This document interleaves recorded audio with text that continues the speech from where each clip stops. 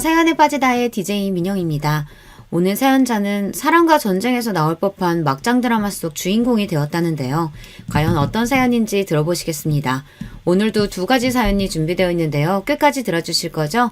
그럼 바로 시작할게요. 구독과 좋아요 잊지 말고 꾹 눌러주세요. 안녕하세요. 저는 40대 남자입니다. 저는 최근 아주 거지 같은 일을 당했습니다. 아무리 생각해도 가슴이 답답하고 속이 상해서 잠도 제대로 잘 수가 없을 정도였어요. 사실은 최근 제가 아내와 이혼했습니다. 저는 아내를 정말 많이 사랑했어요. 대학 때 CC로 만나 연애만 10년이에요. 저의 20대를 몽땅 다 아내에게 바쳤다고 해도 과언이 아닙니다. 아내는 꿈이 선생님이었어요. 대학 때부터 임용고시를 보겠다고 해서 제가 그 뒷바라지를 다 했습니다. 저는 아내가 원하는 꿈을 꼭 이루게 해주고 싶었어요. 저와 아내는 대학 때부터 연애를 오래 해서 그런지 서로의 집안 사정까지 속속들이 다 알고 있었어요. 아내네 친정이 집안 사정이 넉넉하지 않아요. 아내는 항상 꿈을 접고 가족들을 위해 많은 걸 희생하고 살았다고 하더라고요. 아내는 항상 자신의 어린 시절 이야기를 하며 가난한 게 너무 싫었고 무능력한 아버지 때문에 힘들었다고 했습니다. 남들이 들으면 자식이 무슨 그런 소리를 하냐고 못됐다고 할 수도 있지만 저는 그렇게 생각하지 않았어요. 저는 아내가 이해됐습니다. 저도 넉넉하지 않은 집안에서 장남으로 자라면서 동생을 위해 많은 걸 희생하며 살았어요. 대학 때 외국으로 교환학생을 갈 기회도 있었는데 부모님이 절대 안 된다고 하셨어요. 전액 지원받고 갈 수 있는 거라 돈도 안 드는데도 부모님은 절대 안 된다고 하셨죠. 제가 교환학생으로 가버리면 지금 당장 아르바이트해서 부모님께 보내는 생활비도 못 보내고 취직도 늦어질 테니 절대 안 된다고 하셨어요. 그때는 부모님이 너무도 원망스러웠습니다. 대학도 원래 가고 싶었던 대학이 있었는데 그 대학은 학비가 비싸서 못 가고 전액 장학금을 받을 수 있는 대학으로 들어왔어요. 저는 살면서 부모님께 지원이라고는 한 푼도 받지 않고 오히려 생활비를 벌어다가 드리고 있는데요. 앞으로도 평생 부모님과 동생들을 챙기며 살아야 한다고 생각하니 답답하기만 했습니다. 그러던 중 아내를 만난 거예요. 저와 아내는 많이 닮았습니다. 둘 다 비슷한 가정 환경에서 힘들게 자라다 보니 생각하는 것도 비슷하고 통하는 게 많았어요. 그러다 보니 아내가 더 안쓰럽게 느껴져서 아내만은 자신의 꿈을 꼭 이루게 해주고 싶었습니다. 저는 집안 사정 때문에 원하지도 않는 회사에 입사했어요. 하루라도 빨리 취직해서 동생들 학비를 벌어야 했기 때문에 고민할 것도 없이 곧바로 일할 수 있는 회사로 들어가기 급급했죠. 저는 월급의 반을 부모님께 생활비로 보내고 남은 돈을 아내와 함께 생활비로 쓰며 아내가 공부할 수 있게 도와주었습니다. 제가 제일 사랑하는 아내라도 꿈을 이뤄서 행복해지는 모습을 보고 싶었거든요. 하지만 세상은 역시나 저의 편이 아니었습니다. 아내는 임용고시를 3번이나 떨어졌어요. 3년 동안 저와 함께 울기도 하고 웃기도 하며 열심히 준비했는데 꿈을 이루기가 쉽지 않더라고요. 저는 아내에게 한 번 더 도전해보라고 도와주겠다고 했지만 아내는 더는 그럴 수 없다고 했습니다. 자기한테 말 못했는데 사실 우리 엄마 아빠가 아주 난리 났어. 나더러 내 주제에 무슨 선생이냐고 하루라도 빨리 취직하래. 부모랑 동생들은 돈 버느라 잠도 못 자고 힘들게 사는데 나는 팔자좋게 놀면서 공부한다고. 저는 한숨이 저절로 나왔습니다. 슬퍼하는 아내를 보고 있으면 꼭 저를 보는 것 같아서요. 저는 끝까지 아내를 말려보려고 했지만 소용없었습니다. 당시에 아내의 막내 동생이 고3이었는데 공부를 꽤 잘했어요. 의대도 갈 수 있는 성적인데 집에 돈이 없어서 고민하고 있다고 하더라고요. 아내는 본인의 꿈을 접고 동생이라도 꿈을 이룰 수 있게 돕겠다고 했습니다. 그러고는 곧바로 여기저기 면접을 보러 다녔어요. 그것 또한 쉽지 않았습니다. 대학 졸업하고 임용 준비하는 동안 나이는 먹었는데 경력이 없으니 취직이 쉽지 않더라고요. 그러다가 아내는 한 중소기업에 합격해서 입사하게 됐습니다. 근데 자기 합격한 회사 면접 봤을 때 사장이 좀 이상하다고 하지 않았어? 제 기억에 합격한 회사 면접 자리에 갔을 때 대표가 좀 이상한 사람이라고 들은 것 같은데 합격했다고 하니 좀 찝찝하더라고요. 회사가 작아서 그런지 대표도 젊은 사람인데 면접 자리에서 나 보자마자 키랑 몸무게를 물어보더니만 남자친구 있냐고 물어보더라고. 완전 양아치같이 생겼어. 그거 완전 또라이네. 면접 보는데 키랑 몸무게를 왜 물어봐? 그리고 남자친구는 도대체 왜 물어보는데? 그래서 자기는 남자친구 있다고 했어? 저는 내심 아내가 어떻게 대답했을지 궁금해서 물어봤습니다. 아니, 남자친구는 없고 결혼할 사람은 있다고 했지. 오, 잘했네, 잘했어. 그래도 뽑은 거 보면 완전히 또라이는 아닌 건가? 그래도 이 회사라도 붙어서 얼마나 다행이야. 내가 빨리 취직해야 우리도 빨리 결혼하지. 아내는 저와 만나는 동안 자주 결혼 이야기를 했습니다. 평소 가족들에게 기댈 수 없이 살다가 저와 있으면 마음도 편하고 너무 든든해서 하루라도 빨리 저와 부부가 되고 싶다고 입버릇처럼 말했어요. 저도 마찬가지였습니다. 평생 제 인생에 여자라고는 아내밖에 없었기 때문에 언제 하더라도 아내와 꼭 결혼하고 싶었어요. 그렇게 저와 아내는 결혼했습니다. 아내가 입사한 지 1년째 되는 날 둘이 손 꼭 잡고 구청에 가서 혼인신고만 했어요. 이미 아내가 임용고시 준비하면서 둘이 집을 합쳐 같이 살기도 했고 둘 다 집안 사정 뻔해서 식을 올리기는 힘들었거든요. 저는 아내에게 너무 미안해서 꼭 돈을 모아 식을 올리자고 했습니다. 하지만 아내는 괜찮다고 했어요. 결혼식이고 웨딩 촬영이고 다 필요 없고 저만 있으면 된다고 했습니다. 저는 아내의 그 말을 철석까지 믿었어요. 우리 두 사람은 운명이라고 믿었거든요. 그런데 결혼은 연애와 달랐습니다. 둘이서 좋아서 꽁냥거리면서 살 때와는 많은 것이 달라졌어요. 특히나 저나 아내나 둘 다 집안 사정이 좋지 않다 보니 매번 사건 사고가 끊이지 않았습니다. 한 번은 이런 적이 있었어요. 저희 아버지께서는 70이 다 되신 나이까지 공사 현장에서 노동자로 일하셨어요. 흔히들 막노동이라고 비하해서 말하지만 저는 그 말을 정말 싫어해요. 아버지께서 지난 30년 동안 일하시는 걸 옆에서 지켜봐온 저로서는 아버지께서 얼마나 성실하게 쉬지 않고 가족들을 위해 희생하셨는지 잘 아니까요. 이제 저도 결혼해서 잘 살고 있고 동생들도 다 자기 목하면서 살고 있으니 어머니 수술하게 돼도 그 정도는 저희가 할 수 있어요. 그러니까 아버지까지 몸 상하시기 전에 좀 쉬세요. 에휴, 말도 마라. 내가 지금까지 너 장남이라고 평생을 부담 주고 미국도 못 가게 발목 잡았던 거 생각하면 아직도 눈물이 나. 그때 좀 힘들어도 참고 그냥 네가 하고 싶은 대로 하게 둘걸. 아휴, 젊어서 우리 장남 고생시킨 것만 생각하면 아버지가 미안해. 말르니 아버지가 너희 엄마 책임지고 잘 살 거니까 우리 걱정은 말고 너는 너대로 네 가정 꾸리고 행복하게 살아. 저는 아버지께서 모르시는 줄 알았습니다. 제가 얼마나 하고 싶은 게 많았었는지, 미국에 못 가게 돼서 얼마나 펑펑 울었는지 다 모르시는 줄 알았어요. 그런데 아버지도 다 알고 계셨더라고요. 자식 하고 싶은 거 못하게 하는 부모 마음도 찢어지셨을 텐데 그 마음도 모르고 내내 원망했던 제가 너무 죄송했습니다. 아니에요. 그때 그렇게 미국 안 가고 한국에 있어서 신영이도 만난 건데요, 뭐. 저는 후회 안 해요. 그때는 진심이었습니다. 미국을 못 가게 된 건 당연히 아쉬웠지만 만약 제가 그때 미국에 갔다면 지금의 아내를 만나지 못했을 거예요. 결혼도 하고 아내와 저도 직장에서 자리 잡고 있었으니 이제는 좀 살만해지나 보다 싶었던 때였습니다. 하늘도 무심하시지 저에게 또 고난을 주셨어요. 평생 건강하실 줄 알았던 아버지께서 갑자기 돌아가셨어요. 저도 동생들도 전혀 몰랐는데 아버지께서 몇 년 전 일하시는 곳에서 건강검진을 받았을 때 선천적으로 심장 판박증을 앓고 있다고 했다네요. 의사는 바로 제대로 검사하고 치료하라고 했는데도 아버지는 자식인 저희에게도 말도 안 하고 그냥 계셨던 거예요. 어머니에게는 은연중에 이야기하셨다는데 어머니께서 바로 병원에 가보라고 했는데도 아버지는 어차피 선천적으로 알아오던 질병인데 지금까지 별다른 불편함 없이 살아왔으니 그냥 둬도 된다고 생각하셨대요. 결국은 그대로 뒀다가 문제가 생긴 거죠. 연세도 많으신데 무리해서 일하시다가 심근경색이 와서 그대로 쓰러져 손도 못 써보고 돌아가신 거예요. 저는 어릴 때부터 이런 점이 너무 화가 나고 답답했습니다. 기본적으로 사람이 아프면 병원에 가고 배가 고프면 밥을 차려 먹는 거잖아요. 저희 부모님은 그런 기본적인 것을 중요하게 생각하시지 않았어요. 웬만한 감기나 몸살 같은 건 절대 병원에 안 가고 대충 집에 있는 약이나 먹으면 끝이었죠. 워낙 돈이 없으니 병원에 가는 돈이 다 사치라고 생각했어요. 부모님은 저희에게도 그랬어요. 동생이 한밤중에 열이 39도, 40도까지 오르는데도 응급실에 갈 돈이 없다고 물수건만 애 머리에 올려주셨죠. 당시에 제가 국민학교 5학년, 6학년 정도 됐었는데 제가 보기에도 동생 상태가 너무 안 좋아 보여서 무서울 정도였는데도 부모님은 그대로 동생을 뒀었습니다.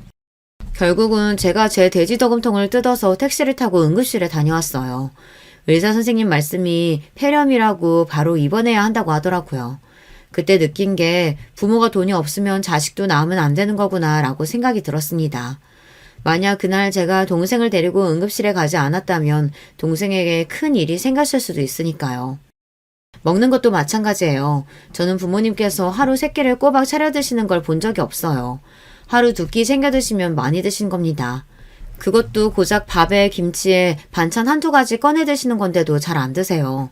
그러니 저나 동생은 외식이나 배달 같은 건 거의 먹어본 적이 없죠. 그래서 제가 중학교 때부터 아르바이트를 한 겁니다. 아버지 상황이 항상 안 좋다 보니 용돈은 뭐 받을 수도 없는 건 당연했어요. 그러다 보니 제 용돈은 제가 벌어야 했습니다. 그래도 중학교 때까지는 제가 번 돈으로 동생들 간식도 사주고 용돈도 줄 수 있었는데 고등학교에 들어가면서부터는 제가 아르바이트해서 번 돈도 일부는 아버지께 드려야 했어요. 어머니께서 큰 수술을 받아서 병원비로 달에 몇백씩 들어갔거든요. 지금 와 생각해보면 아버지의 마음을 아예 이해 못하는 건 아니에요. 어머니께서 평생 심장병으로 아파서 매일 병원 신세를 졌었는데 당신까지 심장에 문제가 있어서 병원에 다니기 시작하면 자식들이 고생할 게 뻔하니 그냥 얘기하지 말자 싶으셨던 것 같기도 해요. 아무리 그래도 그렇지 어떻게 이렇게 허망하게 가실 수 있는지 모르겠어요. 아버지께서 그렇게 돌아가시는 바람에 자식인 저는 한참을 후회하며 마음 아파해야 했으니까요. 하지만 마음껏 힘들어할 수도 없었던 게 현실로 닥친 문제가 있었습니다. 바로 어머니였어요. 어머니께서 젊어서부터 여러 번의 수술과 병원 치료를 받으면서 몸이 좋지 않으셨어요. 기저귀도 차고 계셨고 거동도 쉽지 않아 휠체어 생활을 하십니다. 아버지가 계실 때는 아버지께서 일하시면서도 모든 간호를 다 하셨어요. 그런데 아버지께서 갑작스레 돌아가셨으니 어머니의 간호도 문제였죠. 남동생이 부모님 댁에서 같이 살고 있긴 했지만 아직 결혼도 안 한 젊은 남동생이 어머니를 모시기에는 무리가 있었습니다. 나도 한다고 하는데 내가 하는 게 엄마도 힘든가 봐. 씻겨준다고 해도 자꾸만 싫다고 하고 목욕 도우미 불러도 영 마땅치 않으니 자꾸 안 씻으려고 해. 기저귀는 뭐 말도 못하고. 저야 일찍이 본가에서 나와 살았으니 몰랐었는데 아버지께서 고생을 많이 하셨겠더라고요. 어머니께서 젊어서부터 투병 생활을 오래 하셔서 성격도 좀 예민하고 사람을 가리세요. 그런 분이 생판 모르는 남이나 남자인 아들들에게 자신의 수치스러운 부분을 보이기 싫어하셨죠. 저도 어떻게 해야 하나 고민하고 있었는데 동생이 철없는 소리를 하더라고요. 엄마 그냥 형이랑 형수가 모시고 살면 안 돼요? 형수는 같은 여자니까 좀 나을 거 아니에요. 순간 저도 너무 당황해서 말문이 턱하고 막히고 말았습니다. 남동생은 아직 나이도 어리고 결혼도 안 해서 뭘 너무 모르고 한 소리예요. 그런데 그 순간 아내가 정색을 했습니다. 그게 말이 돼요? 제가 딸도 아니고 며느리인데 어떻게 도련님보다 제가 편하실 수가 있어요. 당연히 자식이 더 편하죠. 그러니까요. 형도 있으니까 하나보다는 둘이 더 낫겠죠. 그만해. 신영이도 나도 둘 다 바쁜데 어머니를 어떻게 돌봐. 그리고 앞으로 애도 낳아야 하는데 당연히 말이 안 되지. 와, 형 대박이다. 이 상황에 아직 생기지도 않은 형 자식 걱정부터 하는 거야? 나는 이러고 살면 장가나 갈 수 있겠어? 저와 동생은 어릴 때부터 가난한 집안에서 서로 의지하고 살아서 평생 이런 문제로 싸울 일이 없을 줄 알았는데 제 착각이었더군요. 집안에 워낙 비빌 언덕이라고는 없으니 더 예민해졌어요. 남동생 말도 아내의 말도 맞았습니다. 다 살기 힘들고 바쁜데 어머니를 모신다는 건 말도 안 되는 문제였어요.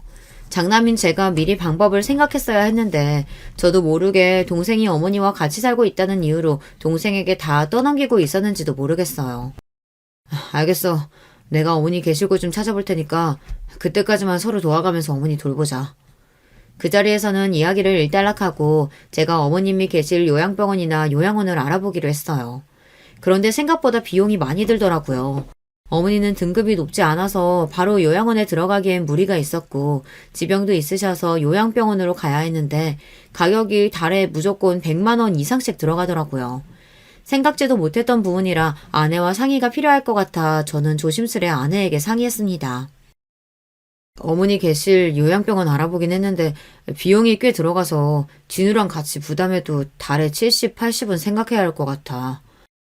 저는 제가 형이니 당연히 동생보다 더 부담해야 한다고 생각했어요.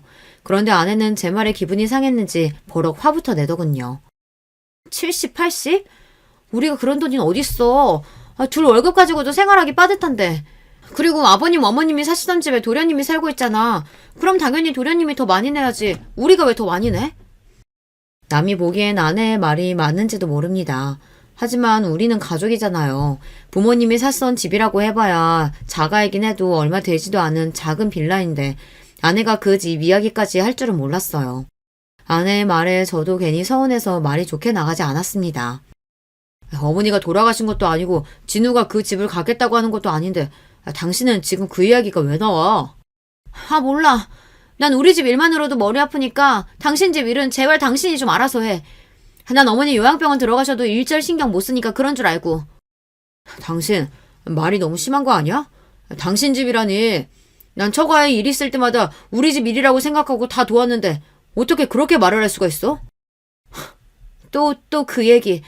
내가 도와달라고 한 것도 아니고 자기 마음대로 도와줘놓고 매일 생색이지.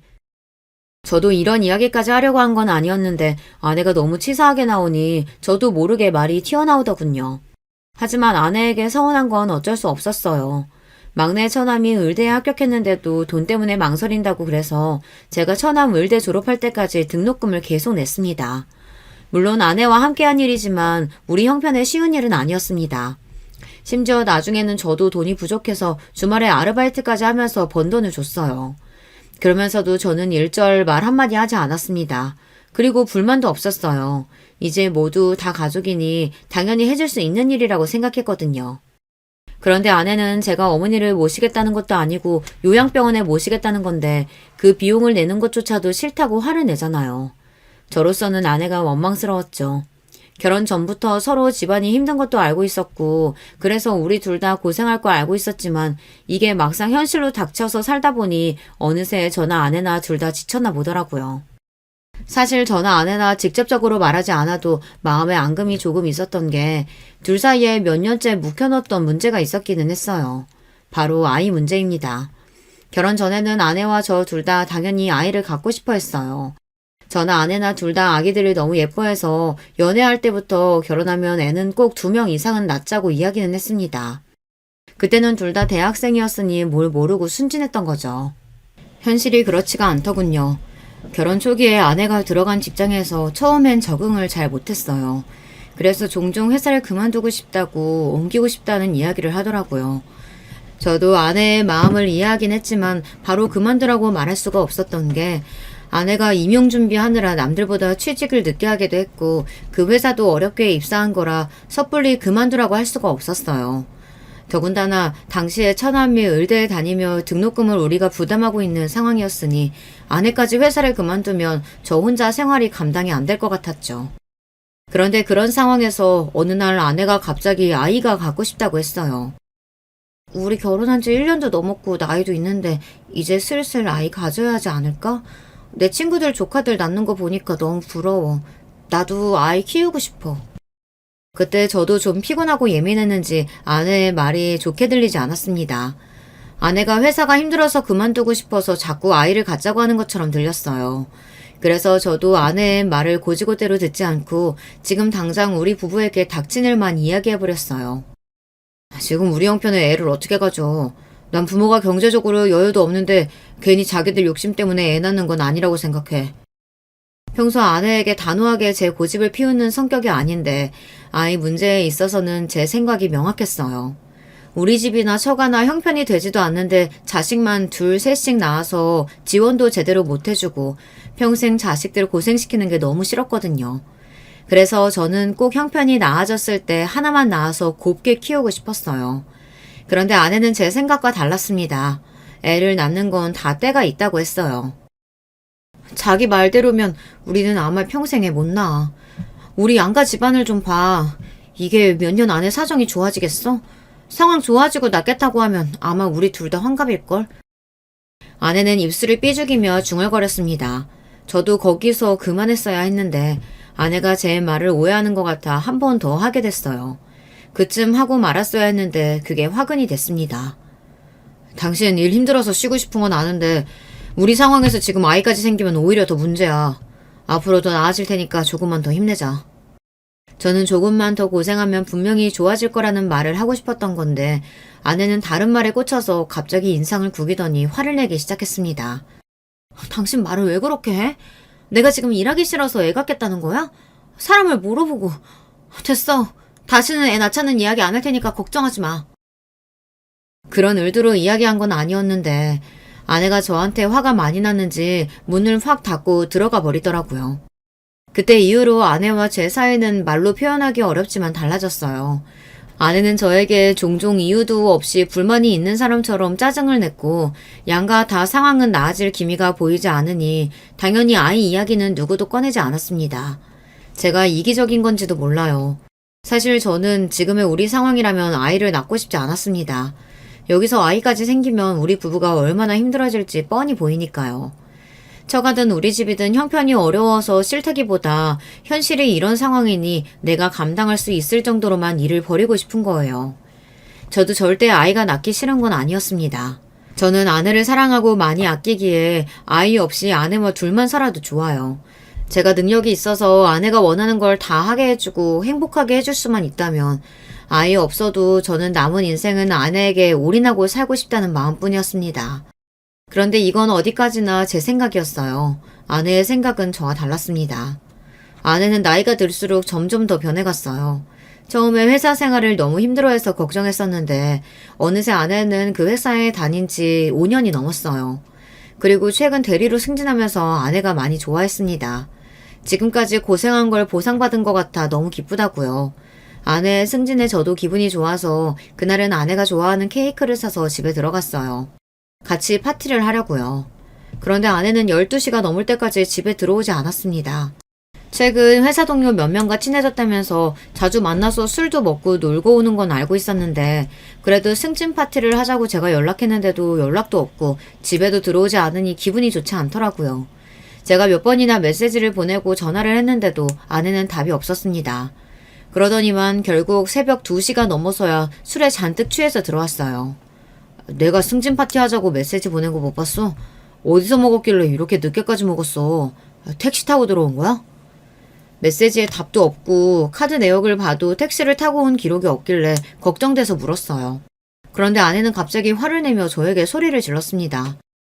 아, 시끄러. 회사 사람들이 승진 축하하자고 계속 마시라는데 그럼 어떡해. 그리고 사장님이 택시비 줘서 택시 타고 왔거든? 쪼잔하게 매일 택시 탔나 안 탔나 좀 물어보지 좀 마. 아니, 내가 언제 쪼잔하게 굴었다 그래. 매일 택시 탔나 안 탔나 물어보고 오랜만에 입은 옷 보면 샀냐고 자꾸 물어보고 그게 쪼잔한 거야. 내 돈으로 내가 택시 타고 옷 사는데 왜 자꾸 잔소리야? 저는 순간 기가 막혀서 어안이 다 벙벙했습니다.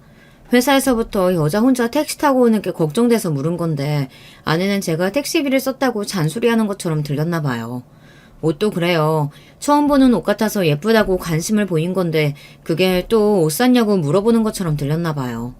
아내가 술에 잔뜩 취해서까지 그 정도로 이야기를 하니 그동안 제가 아내를 돈 가지고 힘들게 했나 하는 생각이 들더군요. 그날은 아내도 기분이 좋아서 한잔 한 거니 제가 더 이야기하면 안 될 것 같아 넘어갔습니다. 우리는 부부고 가족이니 아무 때나 축하하면 되니까요. 그런데 저희는 결국 아내 승진 파티를 하지 못했습니다. 아내는 대리로 승진하고 나서 전보다 더 바빠졌거든요. 같은 직장인인 제가 이상하다고 느껴질 정도로 아내는 바빴어요. 거의 매일 야근에 주말에도 일이 있다고 회사에 출근했습니다. 그리고 더 이상한 건 아내의 카드 기록이에요. 이상하리만큼 카드를 쓴 내용이 없어요. 더군다나 지하철을 타고 다니는 아내가 교통비도 전보다 절반밖에 나오지 않았죠. 저는 아무래도 의아해서 아내에게 카드값이 왜 이렇게 조금 나오냐고 괜히 돈 걱정하느라 안 쓰는 거냐고 물었어요. 저는 아내 걱정이 돼서 물은 건데 그날도 아내는 예민한 얼굴로 오히려 짜증을 내더군요. 아 정말 당신 요즘 왜 이렇게 귀찮게 꼬치꼬치 물어봐? 회사 동료 중에 차 산 사람이 있어서 근처까지 데려와줘서 지하철 안 타서 그래. 진짜 별걸 다 물어보네. 부부끼리 물어볼 수도 있지 왜 그렇게 짜증을 내. 아 몰라. 나 요즘 회사 일 많아서 피곤하고 예민하니까 자꾸 건들지 마. 제가 무슨 이야기를 할 때마다 아내는 회사 핑계를 댔습니다. 대리되고 나서 일이 많아져서 예민하다고요. 아내의 행동이 전과는 달라진 게 저는 내내 신경이 쓰였어요. 여자의 촉만 무서운 게 아닙니다. 남자 촉도 무시 못해요. 최근 아내가 하고 다니는 짓이 아무래도 이상하더니만 역시나 아내는 저에게 숨기는 게 있었어요. 글쎄, 불륜 현장을 저에게 딱 걸리고 말았습니다. 최근 들어 회식도 많고 야근도 많아지더니만 그 직장을 5년 넘게 다니는 동안 한 번도 없었던 야유회에 간다고 하더라고요. 지금까지 5년 넘게 한 번도 야유회 같은 거 간 적 없었잖아. 갑자기 웬 야유회? 어디로 가는데? 저는 아무래도 최근 아내의 행동이 이상한 점이 많아 꼬치꼬치 울었어요. 그러자 아내는 제 말이 귀찮다는 듯 미간을 확 구기더라고요. 지난 5년 동안은 일반 사원이었고 나 대리로 승진했잖아. 대리 이상급만 가는 야유회야. 사장님네 별장으로 가는 거라 사장님도 오신대. 저도 직장 생활을 10년 가까이 했지만 대리급 이상만 가는 야유회라는 건 생전 처음 들어봅니다. 무슨 대단한 프로젝트가 있는 것도 아니고 직원 20명도 안 되는 작은 회사에서 아무래도 이상했죠. 아무리 그래도 그렇지 주말까지 끼고 4일은 너무 긴 거 아니야? 직원도 별로 없는 회사에서 굳이 여름 휴가도 아니고. 저는 아무래도 찝찝하다 보니 자꾸만 혼자 중얼거리게 됐습니다. 어느 회사가 야유회를 주말까지 껴서 4일이나 가나 해서요. 지금 우리 회사 작다고 무시하는 거야? 사장님이 큰맘 먹고 승진한 직원들이랑 단합하고 싶으시다는데 그럼 어떡해. 나라고 뭐 노인애들이랑 가고 싶은 줄 알아? 나도 가면 상사들 챙기느라 힘들어. 제 말이 거슬렸는지 아내는 인상을 구기면서 소리를 버럭 질렀습니다. 그 모습을 보니 제가 괜한 상상을 하고 아내를 의심했나 싶었어요. 직장 생활이라는 게 원래 다 상식적이지 않은 일도 많은 법인데 제가 너무 예민하게 굴었다 싶었죠. 저는 아내에게 미안해서 제가 좀 예민했다고 사과했어요. 주말인데 자기랑 있어주지 못하고 나도 혼자 가서 미안한데 회사 일인데 어떡해. 당신이 좀 이해해줘. 아내는 마지막까지 회사 일이라고 본인도 가고 싶지 않지만 어쩔 수 없다고 했습니다. 저는 누구보다 아내의 말이 사실이기를 바랬습니다. 그런데 절망적이게도 아내의 말은 사실이 아니었어요. 아내가 야외를 떠나기 하루 전날이었습니다. 아내는 방에서 짐을 싸고 있었고 저는 거실에서 텔레비전을 보고 있었어요. 그때였습니다. 거실에 있는 아내의 핸드폰이 드르륵 울렸어요. 저는 슬쩍 아내의 핸드폰을 봤습니다. 연락이 온 건 아내 직장 사람들과의 단톡방 같았습니다. 그런데 내용이 좀 이상했어요. 오대리님, 내일부터 휴가인데 밤늦게 죄송해요. 내일 미팅 건으로 과장님께서 중요하게 확인할 게 있다고 내일 오전에 잠깐 전화 달라고 하셔서요. 여행 떠나시기 전에 과장님께 연락 부탁드릴게요. 저는 순간 제가 잘못 본 건 아닌가 싶었습니다. 저는 눈을 크게 뜨고 한 번 더 메시지 내용을 확인했어요. 그런데 제가 잘못 본 게 아니었어요. 아내 말로는 분명 내일 대리급 이상은 다 같이 가는 야유회라고 했는데 단톡방에서는 아내 휴가라고 하더군요. 심지어 아내 바로 위에 상사인 과장은 야유회에 가지도 않았어요. 저는 순간 느낌이 쎄했습니다. 아내는 분명 저에게 거짓말을 한 게 확실해요. 저는 아무래도 이상해서 아내의 핸드폰을 확인한 김에 다른 메시지 내용도 확인해 보려고 했습니다. 그런데 직장 단톡방 외에는 다 비밀번호로 잠겨 있더군요. 저는 점점 더 가슴이 답답해졌어요. 이게 바로 물증만 있고 증거는 없는 상황이었죠. 저는 그날 밤 머릿속이 복잡해서 잠을 한숨도 자지 못했습니다. 혼자 별의별 상상을 다 했어요. 이대로 있다가는 돌아버릴 것 같아 가만히 있을 수가 없었습니다. 저는 아내가 야유회에 가는 게 진짜인지 제 두 눈으로 확인해야 했습니다. 다음날 저는 회사에 병가를 내고 아내의 뒤를 따라가기로 했어요. 그런데 마음속으로 절대 아니었으면 하면서 마음 졸였던 일이 현실이 되어 돌아왔습니다. 아내는 분명 회사 앞에서 직원들이랑 다 같이 만나 버스를 타고 이동한다고 하더니만 집에서부터 슬슬 걸어서 내려가더니 지하철역 앞에서 누군가 기다리는 것 같더군요. 잠시 후 요란한 소리를 내며 스포츠카 한 대가 아내 앞에 섰어요. 그리고 아내는 그 차의 조수석에 올라탔어요. 제가 바로 뒤쪽 차에 타 있어서 스포츠카 안에 사람이 누군지 가늠할 수 없었지만 남자인 건 분명합니다. 아내가 조수석에 탈 때 잠깐 보였던 운전석 실루엣이 덩치가 제법 큰 남자였어요. 앞서가는 스포츠카를 쫓으며 저는 별의별 생각을 다 했습니다. 운전석에 앉은 남자는 누구일까? 아내는 나에게 야유회에 간다고 말하고 지금 도대체 어디를 가고 있는 걸까? 별의별 생각이 다 들었어요. 무슨 정신으로 운전했는지도 모를 정도로 혼미한 와중 아내가 탄 스포츠카는 고속도로를 타더니 동해까지 달렸습니다. 잠시 후 해수욕장에 도착한 스포츠카는 드디어 주차를 했어요. 저는 스포츠카 뒤에 차를 세우고 아내가 내리기를 주시했습니다. 그때였어요. 스포츠카에서 아내와 남자가 내렸습니다. 그러고는 연인처럼 팔짱을 끼고 바닷가로 걸어갔어요. 그리고는 둘이 좋아서 시시덕거리더니만 입술을 쪽쪽 맞췄습니다. 그 모습을 보는데 저는 온몸에 소름이 돋고 피가 거꾸로 솟는 것만 같았습니다. 지금이라도 당장 달려가 아내와 상간남 자식을 떼어놓고 싶었지만 도저히 발이 떨어지지 않았습니다. 그때였어요. 이 연놈이 입술을 쪽쪽 맞추더니 몸이 달아올랐는지 급하게 차에 올라탔어요. 그러더니만 스포츠카는 근처의 호텔로 향했습니다. 저는 믿을 수 없는 이 끔찍한 상황을 어떻게 해야 할지 몰라 심장만 벌렁거렸어요. 호텔에 도착한 두 연놈은 체크인을 하자마자 바로 엘리베이터를 탔습니다. 저는 곧장 비상구 계단을 찾아 정신없이 달렸어요. 두 연놈이 몇 층에서 내리는지 몰라 층마다 확인했습니다. 7층 비상구 계단에 도착했을 때 로비 쪽에서 딩동 하며 엘리베이터가 멈추는 소리가 났어요. 저는 곧장 비상구 계단문을 벌컥 열고 나가 호텔방 안으로 들어가려고 하는 두 연놈의 꼬리를 잡았습니다.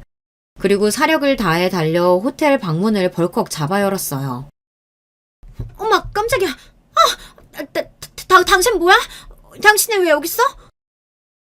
호텔방 문을 닫으려는 순간 바로 문을 잡아 열었더니 안으로 들어가던 아내와 눈이 정면으로 마주쳤습니다. 아내는 저를 보자마자 못 볼 걸 보기라도 한 것처럼 눈이 커져 금방이라도 눈동자가 굴러떨어질 것 같았어요. 그 순간 아내보다 먼저 호텔방 문 안으로 들어갔던 상간남도 놀라서 나오더군요. 그러더니 한다는 소리가 기가 막혔어요. 너 이 자식 뭐야? 뭔데 남의 방에 들어와? 내가 누구냐고? 이 여자 남편이다, 이 자식아. 상간남의 뻔뻔한 모습에 눈이 돌아버린 저는 그대로 상간남에게 달려들어 주먹으로 얼굴을 세게 가격했어요. 온 힘을 다해 때렸더니 상간남은 그대로 바닥에 쓰러지더군요. 당신 뭐 하는 거야? 사장님 괜찮으세요? 아내는 그 순간 바닥에 넘어진 상간남에게 달려가더니 사장님 어쩌고 하면서 괜찮냐고 묻더군요. 아내의 입에서 흘러나온 사장님이라는 소리에 저는 저절로 얼굴이 구겨졌어요. 사장님? 이 새끼가 당신 회사 사장님이라고? 충격 그 자체였습니다. 아내와 바닷가에서 서로 부둥켜 안고 뽀뽀를 하고 호텔 방까지 같이 들어온 남자가 다름 아닌 아내가 다니는 직장의 사장 새끼라네요. 이 사람이 당신 지금 누구 얼굴 가격한 줄 알아? 내가 대림출반 사직이라고! 어디 감히 내 얼굴에 손을 대? 원래 바람 피우는 놈들은 다 이렇게 뻔뻔한 걸까요? 지가 남의 마누라 데리고 호텔방에 들어가 걸린 주제에 오히려 큰 소리를 치더군요. 덕분에 다른 방에 있던 손님들까지 다 나와서 우리를 구경했어요. 그래, 너 말 잘했다. 잘나신 대림출판 사장님께서 자기 회사 여직원을 데리고 호텔방에 와? 그것도 유부녀를? 아니, 이 사람이 지금 여기가 어디라고 무식하게 큰 소리야. 우리 여기 사람도 많으니까 좀 진정하고 방에 들어가서 얘기하죠. 그제야 상황 파악이 되는지 돼지 같은 사장놈은 그제야 저를 진정시키고 방에 들어가 이야기하자고 했습니다. 이 새끼가 남의 마누라 가로채놓고 너야말로 어디서 큰 소리야? 너 진짜 오늘 내 손에 죽어볼래? 사장 새끼 하는 짓이 갈수록 지랄이라 저는 참아줄 수가 없었어요. 이판사판 여기서 결판을 내야겠다 싶었습니다. 저는 다시 달려들어 한 대 더 치려고 하는데 순간 아내가 제 앞을 막고 섰어요. 그만해. 사람들 다 보는데 무식하게 뭐하는 짓이야. 순간 저는 기가 막혀서 한숨이 절로 튀어나왔습니다. 아내가 이렇게 뻔뻔한 여자인 줄은 꿈에도 몰랐어요. 바람 피우는 장면을 딱 걸리고도 쪽팔린 줄을 몰랐죠. 뭐? 남편한테 거짓말하고 호텔방에 바람 피우러 온 주제 무식? 당신이야말로 정신 나간 거 아니야? 순간 이 여자가 정말 어젯밤까지 저와 한 입을 덮고 잔 여자가 맞나 싶더군요. 참, 꼴의 남편이라고.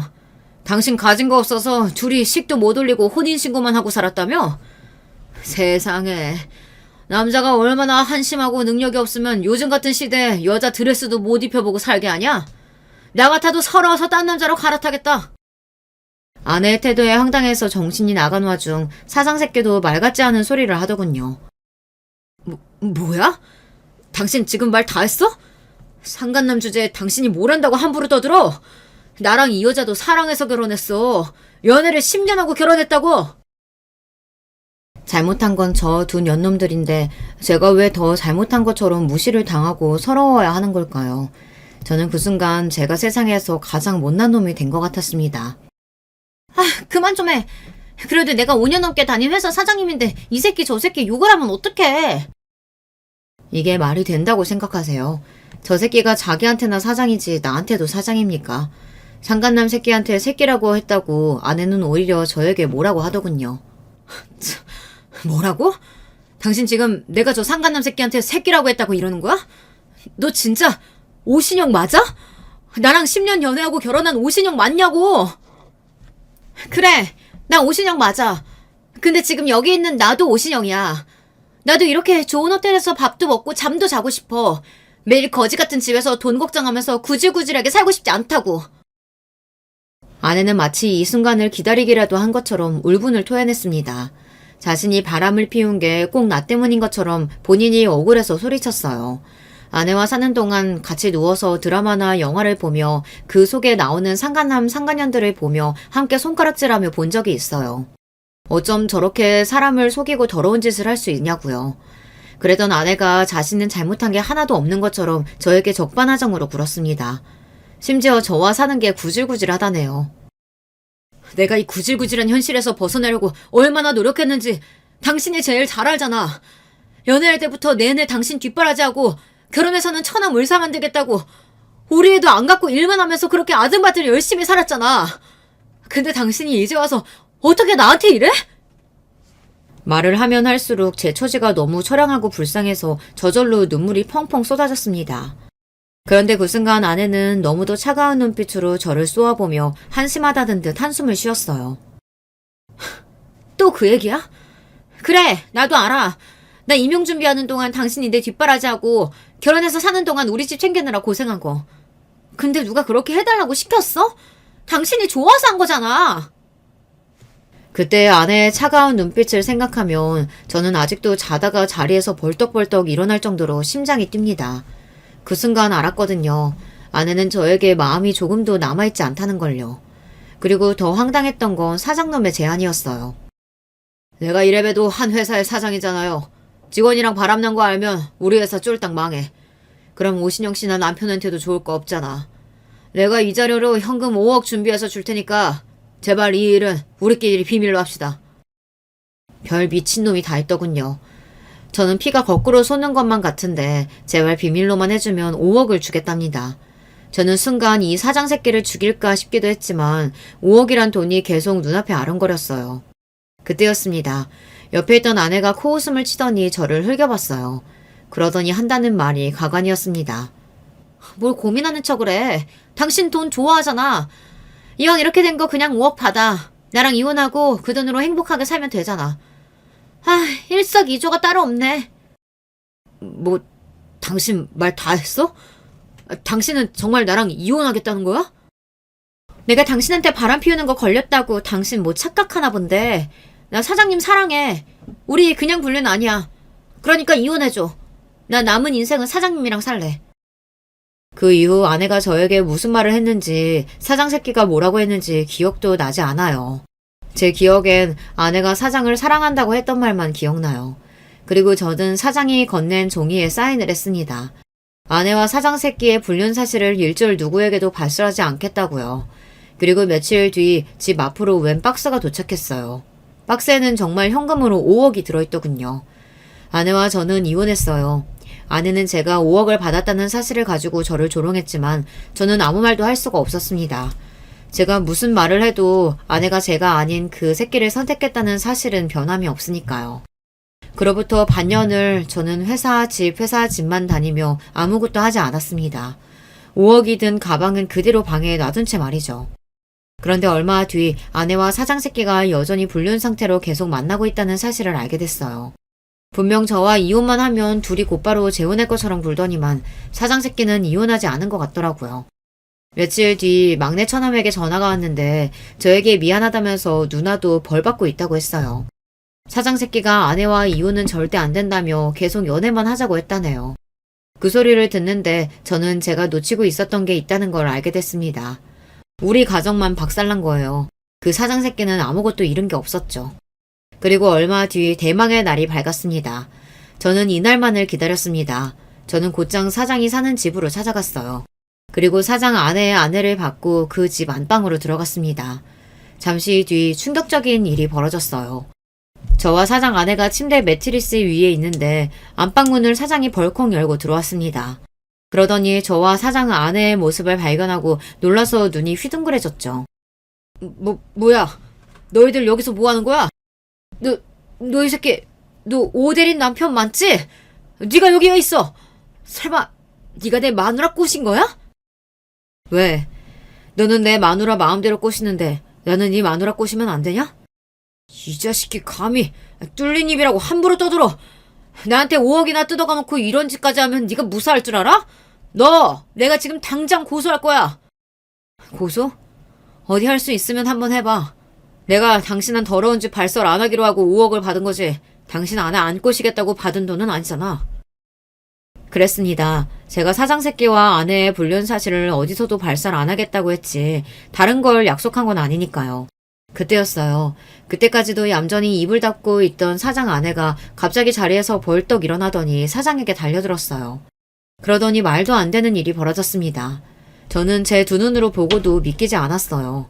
글쎄 사장 아내가 침대에서 번쩍 높이 점프를 하더니만 사장의 얼굴을 그대로 날려차기로 차버렸어요. 이 미친 인간. 너 설마 또 바람 피웠니?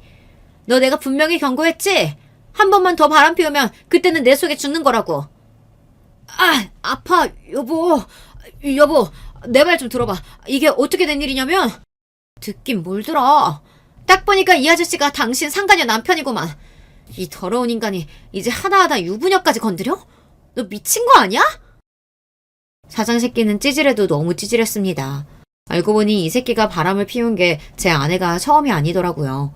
그리고 더 놀라운 사실은 사장 아내가 소시적 태권도 국가대표였다네요. 어쩐지 날라차기가 예사롭지가 않았어요. 그 순간 더 놀라운 광경을 목격하고 말았어요. 글쎄 사장 새끼가 그대로 바닥에 무릎을 꿇고 앉더니 사장 아내에게 손이 발이 되게 빌더라고요. 여보, 내가 잘못했어. 제발 용서해줘. 내가 너 한 번만 더 이지랄하면 회사고 뭐고 다 뺏어버린다고 했지? 이래서 바람 피우는 놈들은 믿는 게 아니라니까. 사장 아내는 옆에서 말릴 새도 없이 무릎을 꿇고 앉은 사장을 마구 때리기 시작했습니다. 주먹으로 발로 쉬지 않고 퍽퍽 소리가 나게 때렸어요. 얼마나 힘이 센지 제가 봐도 저러다 사장이 죽을 수도 있겠다 싶어 말렸다니까요. 그만하세요. 이러다가 사모님이 감옥 가겠어요. 뭐야? 그러고 보니 너네 둘이 바람 피운 주제에 어디서 큰 소리야? 그제야 사장 새끼도 정신이 좀 들었는지 제가 자기 아내 팔을 잡고 말리는 모습을 보더니 갑자기 눈이 획 돌아서는 저에게 달려들려고 하더군요.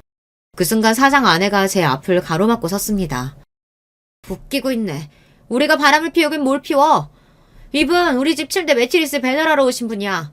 내가 매트리스 위에 커버 좀 씌워달라고 해서 도와주고 있던 중이었다고. 그랬습니다. 사실은 저와 사장 아내가 불순한 의도로 침대에 누워있었던 건 절대 아니에요. 제가 아무리 복수에 눈이 멀었어도 절대 그런 짓까지 할 사람은 아닙니다. 물론 사장이 오해하도록 제가 의도한 상황이긴 했지만요. 몇 개월 전 저는 일부러 사장 아내에게 접근했습니다. 연신 주변을 맴돌며 저희 가구점에서 파는 물건을 뭐라도 사게 하려고 사력을 다해 꼬셨어요. 그래서 결국 매트리스를 하나 판매했습니다. 그리고 일부러 사장이 집에 들어오는 시간에 맞춰 매트리스 배달을 제가 직접 온 거예요. 그래서 사장이 왔을 때 뭔가 야릇한 상황을 보이게 하려고 제가 상황을 만든 겁니다.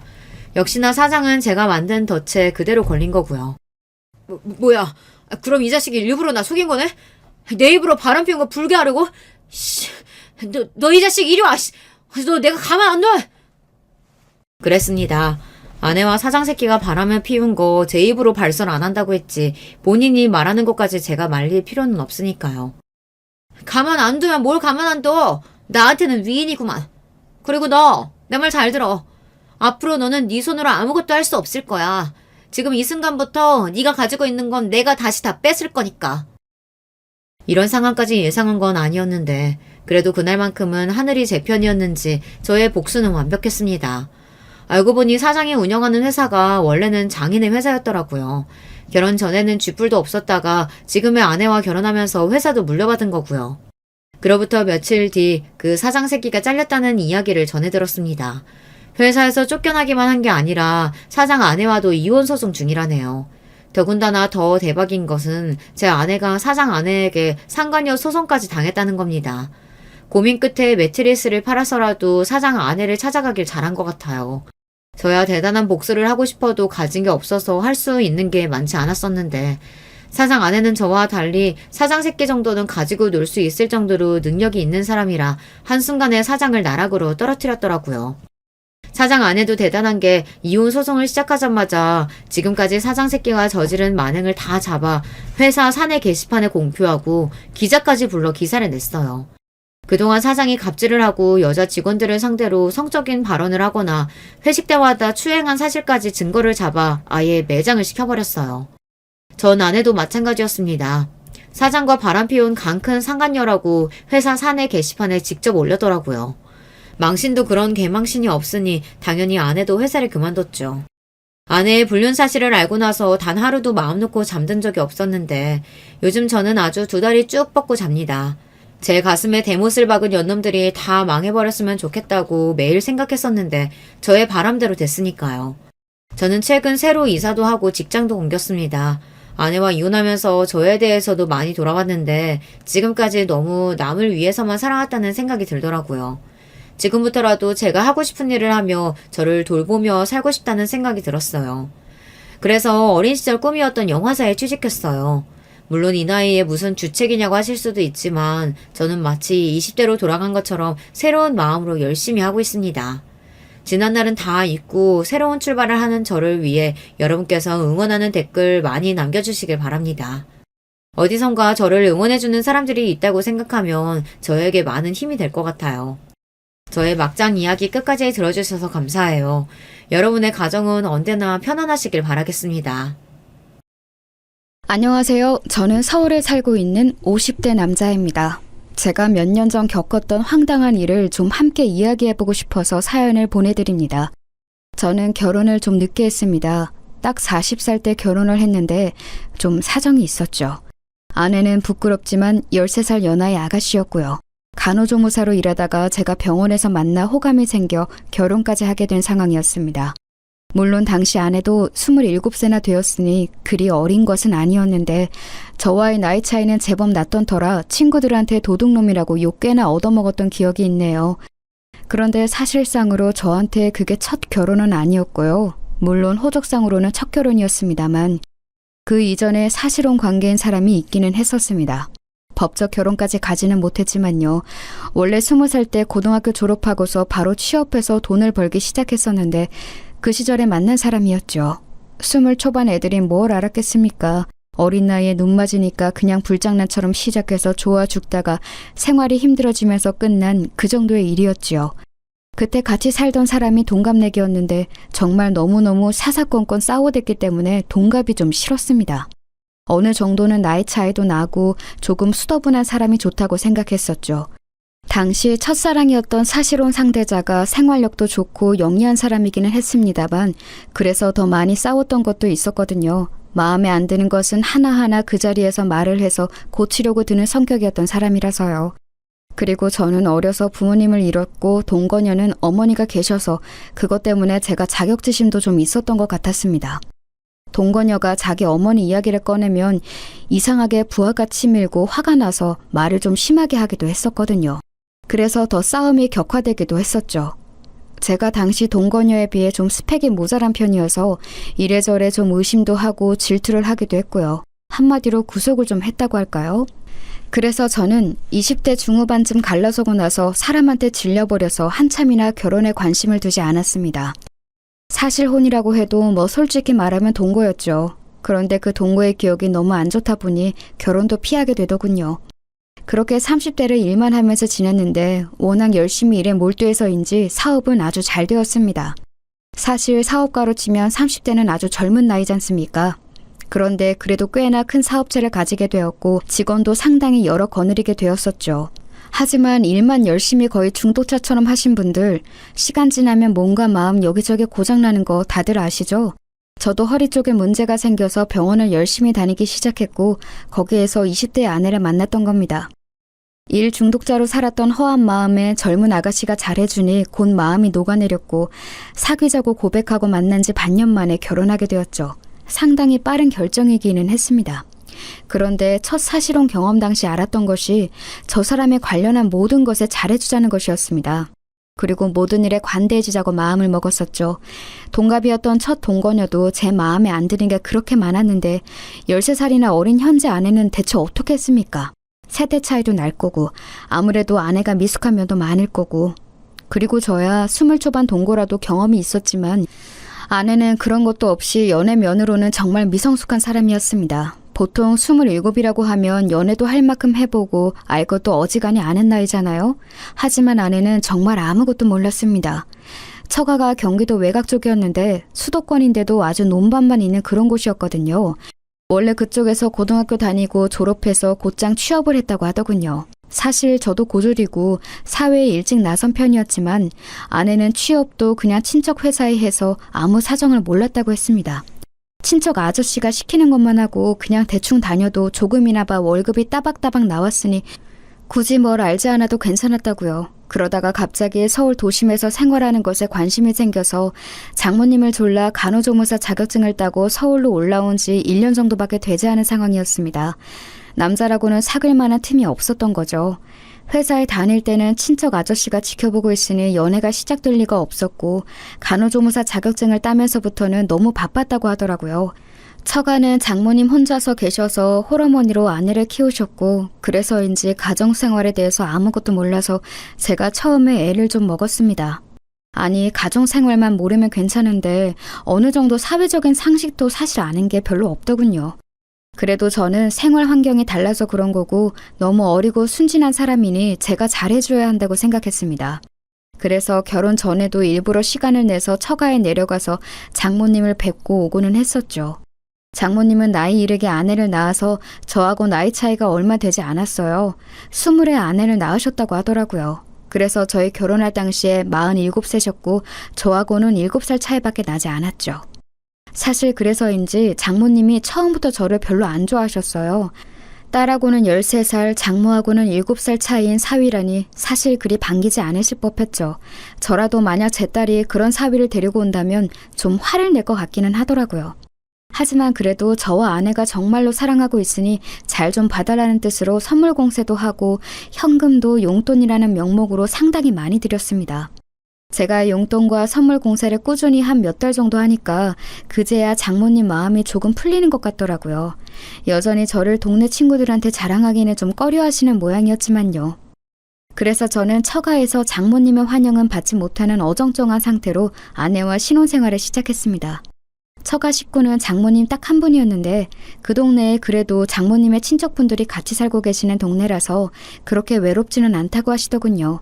일종의 시종 마을로 시작한 동네였는지 꽤나 많은 친척들이 계셨고 친척이 아니더라도 동네 사람들끼리 정말 숟가락 숫자까지 아는 좋게 말하면 정이 깊은 동네였습니다. 저는 그런 마을에 익숙하지 않아서 처음에 고생을 꽤나 했었죠.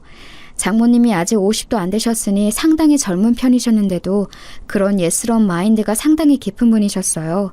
친척들이 소중하고 어른 공경해야 하고 아랫사람들이 일을 열심히 해야 하고 예의 발라야 하고 뭐 이런 느낌으로요. 평생 그 동네에서 태어나 자라서 여태 살아오셨으니 어찌 보면 당연한 것일 수도 있었습니다. 장인어른은 아주 젊은 때 돌아가셨는데 이야기를 들어보니 어쩌다 이 마을에 들렀다가 인연이 되어 눌러앉아 부부가 되었다고 하시더군요. 그 동네에는 아내의 외삼촌이며 외사촌들이 마구 섞여서 살고 있어서 그 동네에 인사 다니는 것만 해도 하루 종일이 걸렸습니다. 어린 시절 같이 놀던 친구들도 여전히 거기 사는 사람들도 있었고 반면 서울로 올라와서 일을 하고 있는 이들도 있었죠. 처음에 제가 내려갔을 때 나이 차이 많이 나는 신랑감을 데려왔다고 소문이 나서 저한테 적개심을 보이는 사람들도 꽤 있었습니다. 결국은 제가 마음을 열고 관대하게 선물을 베풀고 먹을 것도 많이 나눠주면서 마음을 얻어야 했는데요. 처음 저희가 같이 처가로 내려갔을 때 그 동네 외사촌들과 친구들이 전부 몰려왔습니다. 그때 다들 좀 적대적인 편이었죠. 친구 한 명은 노골적으로 아저씨라고 부르면서 저를 비꼬기도 했어요. 그런데 사실 겉만으로 봐도 제가 아저씨이긴 해서 그다지 화도 안 났습니다. 그 친구는 남자였는데 제가 다 듣는 곳에서 아내한테 그러더군요. 야, 너는 냄새에 되게 둔감한 거 봐? 무슨 소리야? 아니, 나이 차이 많이 나면 냄새 안 나? 난 우리 삼촌도 냄새 나던데 신기하네. 그 친구는 제 쪽을 흘끔거리며 보면서 그렇게 비웃고하대더군요. 아내는 무슨 그런 소리를 하냐면서 한숨을 쉬었지만 친구는 어깨만 으쓱하고 저를 비아냥대는 눈빛으로 쏘아 보였습니다. 그리고 나이 차이 많이 나면 남편이 바람도 잘 핀다더라. 괜찮은 거야? 난 바람 피는 사람이 제일 싫더라. 신이 없고 더러운 게 싫어. 그럴 일 없어. 아내가 단칼에 잘랐지만 저도 처음에는 좀 울컥하고 화가 났었죠. 사람이니 당연한 일 아니겠습니까? 하지만 며칠 처가에 머물면서 그리고 그 후에도 반복적으로 처가에 내려가 잘 지내보려고 노력하면서 이들은 그냥 제가 마음에 안 들었던 것일 뿐 나쁜 사람들은 아니라는 확신이 들더군요. 그래서 제가 같이 낚시도 가고 도시에서 이런저런 선물도 사다 주고 하다 보니 마을 내 친척과 친구들이 거의 대다수가 마음이 풀린 듯한 눈치였습니다. 다만 아내한테 냄새에 운운했던 그 친구는 제법 오래 저한테 앙심을 품고 있는 것 같았어요. 저한테야 그 친구도 정말 띠동갑도 넘는 아주 어린 친구였으니 저는 인내심을 가지고 천천히 기다리면 될 거라고 여겼습니다. 그러던 중 결혼한 지 아마 1년 정도 지났을 때일 겁니다. 아내가 어렵사리 저한테 말을 꺼내더군요. 여보, 혹시 당신 공장에 자리 있어요? 응? 왜? 아니, 내 친구가 지금 사정이 좀 안 좋은데 일자리가 안 구해진다고 해서 혹시 한 자리 정도면 남지 않을까 싶어서요. 마침 저희 공장에서 채용 기간이기는 했습니다. 생산하는 직무는 몸이 꽤 힘들어서 사람들이 많이 나가고 들어오거든요. 저야 뭐 손해볼 일이 아니라서 그 친구를 오라고 했습니다. 어떤 친구인지는 몰랐지만요. 그런데 와보니 바로 그 냄새에 운운하던 친구였던 거예요. 저는 좀 놀랐지만 그래도 이 어린 친구가 어렵다고 하니 한번 기회를 줘보자 싶었습니다. 그 친구도 좀 난처한지 저한테 눈을 못 맞추고 있더라고요. 난감해하고는 있지만 역시 자기 사정이 어려운지라 꼭 일자리를 잡고 싶어하는 게 보이기도 했죠. 그래서 저는 그 친구를 채용해 주었습니다. 단 생산직은 아니고 사무실 관리직이었죠. 사실 생산지 쪽은 상당히 업무 환경이 좋은 편은 아니라서 일을 안 해본 사람이 단번에 적응하기는 힘들 거였어요. 물론 신규로 들어온 사람들은 다들 동일한 상황에서 적응하지만 와이프의 고향 친구니만큼 그렇게 두고 싶지는 않았죠. 그리고 괜히 안 좋은 일자리에 채용했다가 나중에 원망을 듣는 것보다는 그래도 편하고 중요하지 않은 자리에 채용해주는 것이 낫지 않을까 싶었고요. 그러면서 물론 아내의 처가 고향에서 제 평판이 좀 올라가길 기대한 것도 있었습니다. 아내의 친구는 너무 감사하다면서 저한테 눈물을 흘리면서 고마워했습니다. 저는 좀 머쓱하기는 했지만 사실 어려울 때 일자리 잡는 게 얼마나 절박한 일인지를 잘 알아서 또 도움이 되었다니 기쁘기도 했었죠. 처음에 그렇게 저한테 적대적이던 그 아내 친구는 사무실로 들어와서는 이제 저한테 언제나 감사의 눈길을 보내는 직원이 되었습니다. 일을 시켜보니 생각보다 아내 친구가 무척 빠릿하고 일을 잘하더군요. 여태까지 시골에서 농사 관련 일만 했다는 게 믿어지지 않을 정도로 숫자 감각도 있고 정리도 잘했습니다. 그래서 좀 두고 보다가 거래처 관리를 맡겼는데 그것도 곧잘 해냈습니다. 한 반년 정도 일을 시켜봤더니 이건 그 친구가 일자리 줬다고 고마울 게 아니라 이렇게 일 잘하는 사람이 우리 사무실에 와줘서 제가 고마울 판이더군요. 그래서 인센티브도 주고 잘한다고 칭찬도 해줬더니 더 열심히 일하면서 그렇게 좋은 관계가 되었습니다. 아내는 그런 이야기를 들으면서 저한테 무척 고마워했죠. 아내는 처가나 고향과 관련해서 여러 가지로 저한테 미안하다고 여러 번 사과를 했습니다. 사실 제가 노력해서 장모님이나 고향 사람들의 태도가 많이 부드러워지기는 했어도 여전히 평균보다는 좀 더 까칠했어요. 장모님은 제가 내려갈 때마다 그리 좋지 않은 얼굴로 나와서 저를 맞이하셨죠. 걸핏하면 왜 내려왔냐? 난 그냥 죽게 내버려둬라. 어린 마누라 두고 다른 년한테 눈길 돌아가면 가만 안 둔다. 돈 많다고 유세 떨지 마라 등등 상상하기 힘들 만큼 다양한 악담을 저한테 퍼부으시기도 했습니다. 사실 아내의 말을 들어보면 장모님의 음식 솜씨가 상당히 좋다고 했고 상 내주실 때 먹어보면 간단한 찬도 무척 맛이 좋은 것을 보면 사실인 것 같았습니다. 하지만 장모님은 제가 내려갔을 때는 그리 거하게 상을 차려주시지는 않았어요. 언제나 냉장고에 들어있던 반찬통만 꺼내서 늘어놓고 밥만 퍼서 담아서 내주시고는 했죠. 물론 그것마저도 무척 맛있어서 저는 불평분만 없이 깨끗하게 비워놓고는 했습니다만 논밭만 있는 가운데라고는 해도 처가집도 당연히 벽돌주택이었습니다. 지은 지 오래되어서 무척 낡아서 여기저기 수리가 필요하기도 했죠. 장모님은 집에 남자가 없어서 집 고칠 곳에 하나도 손을 못 댔다면서 제가 내려가면 언제나 집 수리할 곳에 저를 데려가 세워놓고는 했습니다.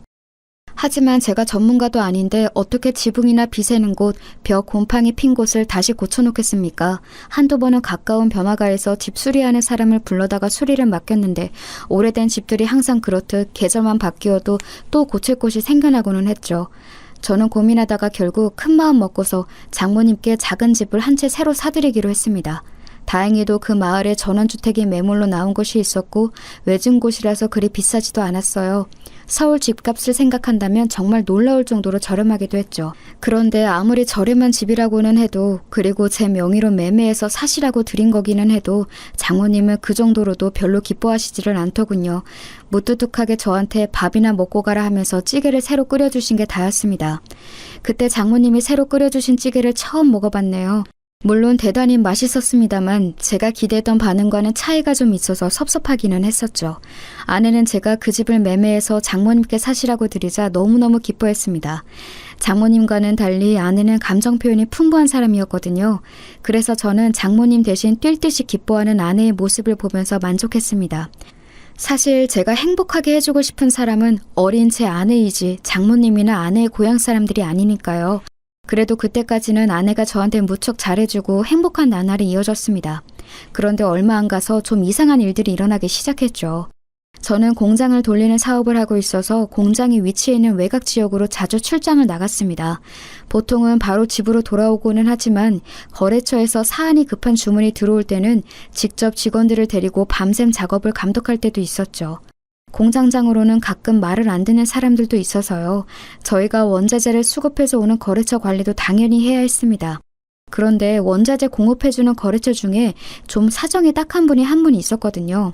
그분은 법인도 아니고 개인 사업자였는데 원래는 개인 사업자하고 불안정해서 가능하면 거래 안 하려고 하는데 그분이 약간 집안 사정도 힘드시고 아내도 사별했다고 해서 제가 안타까운 마음에 좋은 가격으로 거래를 하고 있었습니다. 거래처 그분은 절 만나면 언제나 무척 고마워하면서 허리를 숙였고 힘든 사정에도 열심히 일하시는 그분이 안타까워져서 저는 언제나 밥과 술을 사면서 같이 이야기꽃을 피우고는 했거든요. 그분하고는 그래서 거의 친구처럼 지내고 있었습니다. 나이도 거의 비슷했고요. 그 거래처하고는 같이 술을 마시면 항상 시간이 늦어져서 공장에서 자고 가는 일도 부지기수였어요. 그런데 그렇게 제가 공장에서 자고 집에 들어가던 어느 날이었습니다. 원래는 제가 그 다음 날도 공장에서 일하고서 오후 늦게쯤 들어가는 게 보통이었습니다만 그날은 어쩐지 너무 피곤하고 목도 아파서 곧장 집으로 향했어요. 그러니까 오전 중에 집에 들어가게 된 거였죠. 아내가 저를 보고 놀라겠지 하면서 아파트 입구 쪽으로 차를 몰 때였습니다. 그때 아내가 핸드폰으로 통화를 하면서 제 쪽으로 걸어오더라고요. 차 창문은 열려있고 당연히 아내가 저를 알아볼 줄 알았는데 통화에 집중한 나머지 제 차를 알아보지 못한 채로 가까이 다가왔습니다. 저는 아내를 놀래켜주려고 팔을 잡으려 준비하고 있었는데 아내의 통화 소리를 듣고 잠시 귀를 의심했죠. 자기야, 괜찮다니까 왜 그래요? 별로 그런 거 아니야. 아유, 사랑하지 그럼. 아내 입에서 나오는 자기야 사랑한다는 말에 저는 잠깐 굳었습니다. 뭘 그런 걸 걱정해.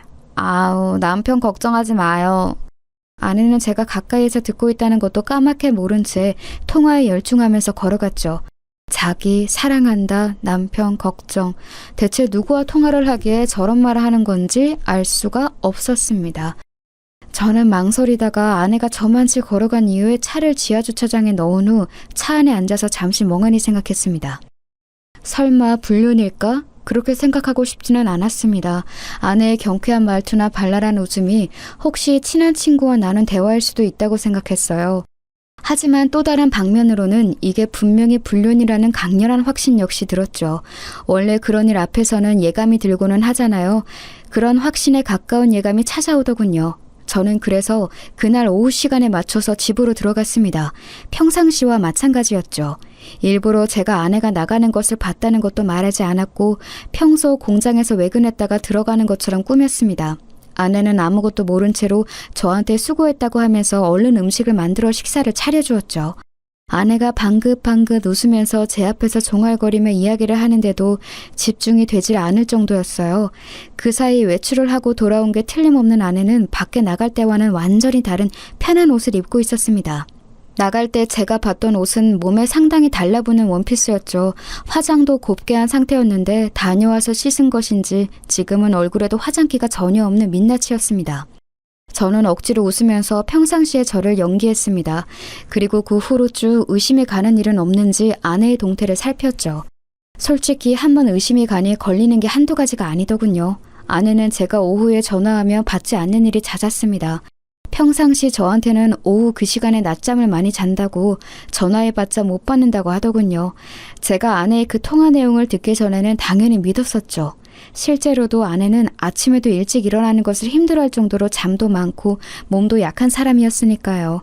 저와 주말에 있을 때에도 오후 시간에는 잠을 자는 경우가 많았고 그럴 때 깨우며 몹시 힘들어했어요. 당연히 평일 오후에도 잠을 자거나 샤워하는 거라고 여겼었죠. 하지만 그 통화를 듣고 난 이후에는 분명히 이 여자가 다른 짓을 하고 있다고 의심이 가기 시작하는 겁니다. 그것만이 아니었습니다. 아내는 간혹 상당히 가격이 나가는 옷이나 보석, 가방을 사달라고 조르는 경우가 있었습니다.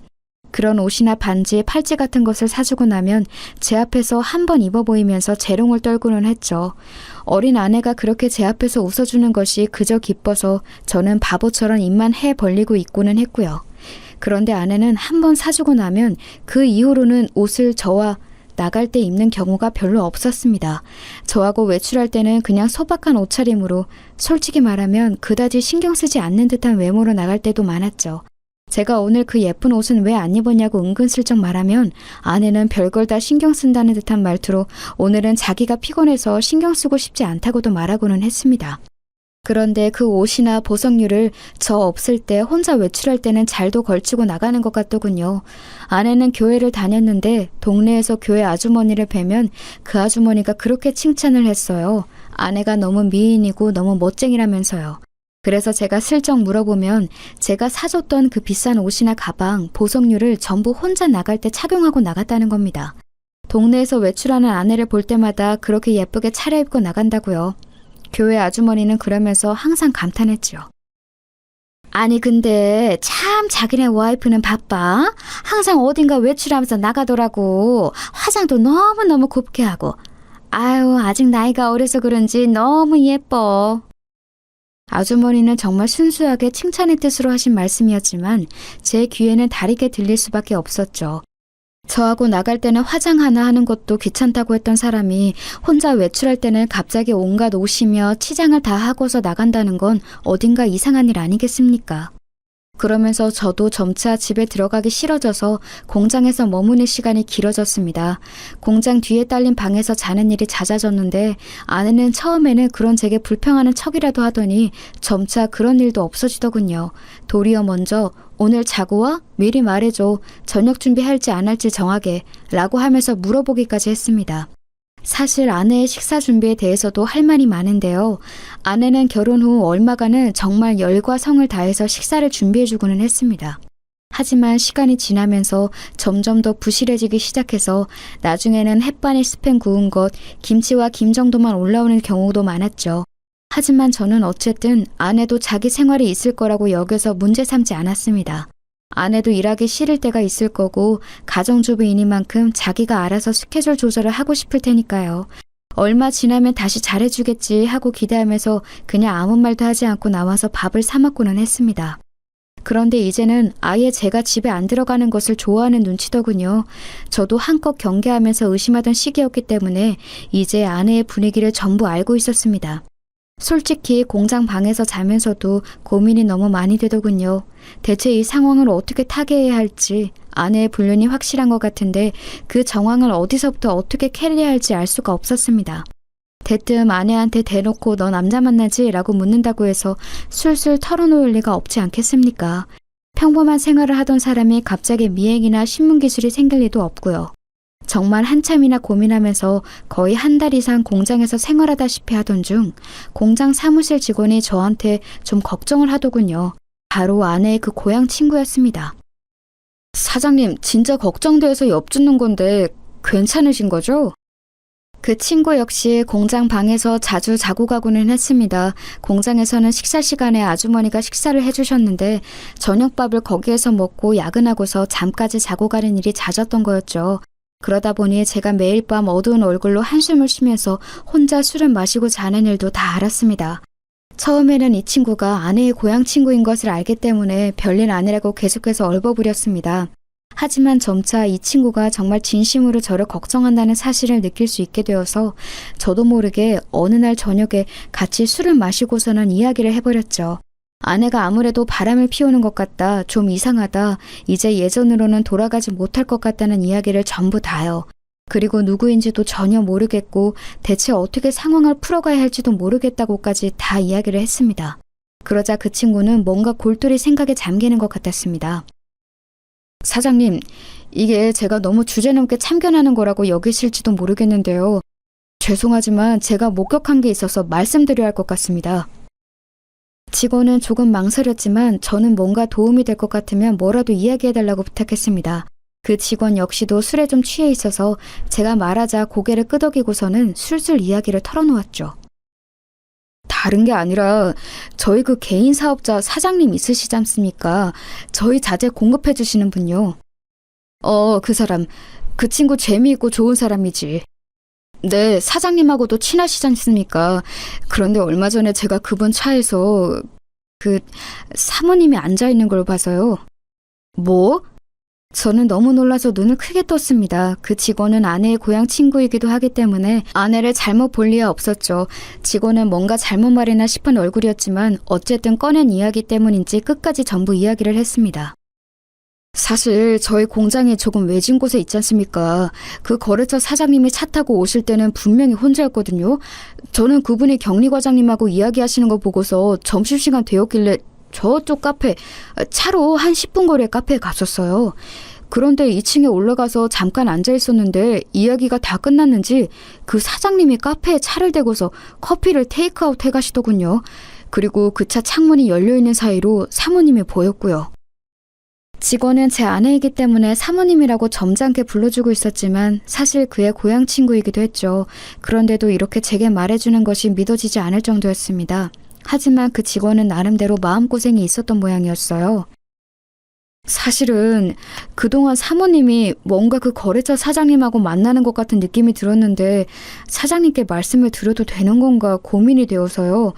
혹시라도 제 착각이면 정말 큰일이니까요. 그랬군. 아니야, 하지만 맞는 것 같아, 분명히. 직원은 그 외에도 거래처 사장이 누군가와 사귀는 듯한 모습을 보여왔고 차에 걸린 장식품도 아내가 좋아하는 캐릭터라서 뭔가 이상하다고 여겼다고 했습니다. 중년 남성이 보통 알록달록한 캐릭터를 차에 걸어두지는 않죠. 그런데 카페에서 아내를 목격한 이후 그것이 생겨나서 직원은 의심을 하지 않을 수가 없다고 하더군요. 정말 아찔했습니다. 한쪽은 제가 정말 사랑하는 어린 아내였고 한쪽은 꽤나 거래한 지 오래되는 나름대로 신이 있다고 생각했던 거래 상대방이었어요. 서로 협력하면서 살아온 세월이 생각보다 상당히 오래되었죠. 그런데 그런 두 사람이 제 눈을 피해서 사귀고 있었다니 상간남 상간녀였다니 말입니다. 제 친구를 배신하는 일일지도 모르지만 그래도 저는 불륜은 진짜 아니라는 생각이 들어서요. 바로 말씀 못 드려서 죄송합니다. 아니야. 말해줘서 정말 고마워. 말하기 힘들었겠지. 술의 힘을 빌려서라도 제게 사실을 말해준 그 직원이 정말 고마웠습니다. 저는 그에게 고맙다는 인사를 한 후 제 방으로 와서 자리에 누운 채 곰곰이 어떻게 해야 하나를 고민하기 시작했죠. 일단 그래도 아내니까 서로 이야기를 나눠봐야겠다는 생각이 들었습니다. 그래도 아직 제 마음속에는 아내를 사랑하는 마음이 남아있었고 어쩌면 그 거래처 사장이 억지로 아내를 꼬드겨내어 불륜을 저지른 것일 수도 있다고 생각이 들었습니다. 어쨌든 아내는 너무 어린 사람이었으니까요. 경험도 없고 성숙하지도 못한 여자니까 제가 어느 정도는 감안해야 한다는 생각이 들었습니다. 그리고 일단 그 거래처 사장하고도 먼저 말을 나눠서 아내한테서 손을 떼게 해야겠다는 생각도 들었고요. 그래서 그 다음날 저는 사무실로 나가서 한참 고민했습니다. 언제쯤 전화를 걸어서 무슨 말로 먼저 운을 떼어야 할까? 이제 예전처럼 친근하게 그 사장을 대할 수는 없을 테니까요. 그런데 점심 먹기 직전 시간쯤 사무실에 앉아있던 그 직원이 저한테 조심스럽게 다가왔습니다.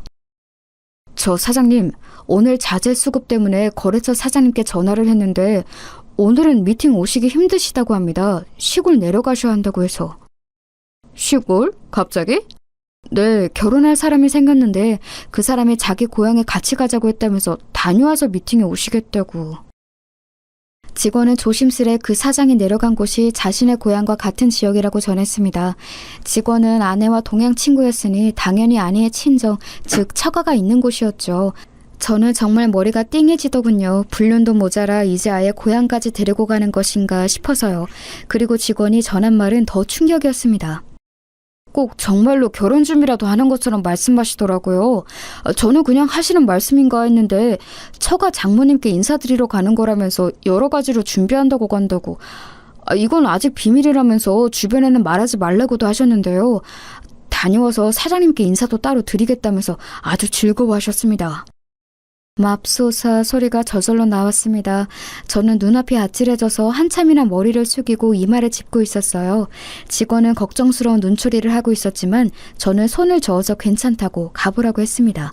속이 뒤집히는 것 같았어요. 제가 제일 사랑하던 아내와 그래도 믿고 신뢰하던 거래처 사장이 불륜관계라니. 저는 그냥 있을 수가 없어서 자리에서 일어섰습니다. 주변에게 말하지 말라면서 저희 사무실 직원한테는 말하는 저 입 가벼운 꼬라지는 또 대체 뭔지 알 수가 없었어요. 그래도 저희 사무실 직원들이나 저하고 무척 가깝게 지내던 사람이라서 더욱이나 상처가 컸습니다. 저는 충격을 받은 상태로 곧장 차를 타고 처가로 향했습니다. 아직 출발하려고 타고 있던 때에 직원이 걱정스러운 얼굴로 달려나오더군요. 사장님, 지금 좀 비틀거리시는데 운전하고 먼 길 가시면 좀 위험할 수 있습니다. 그렇다고 안 갈 수는 없지 않겠나? 제가 운전할까요?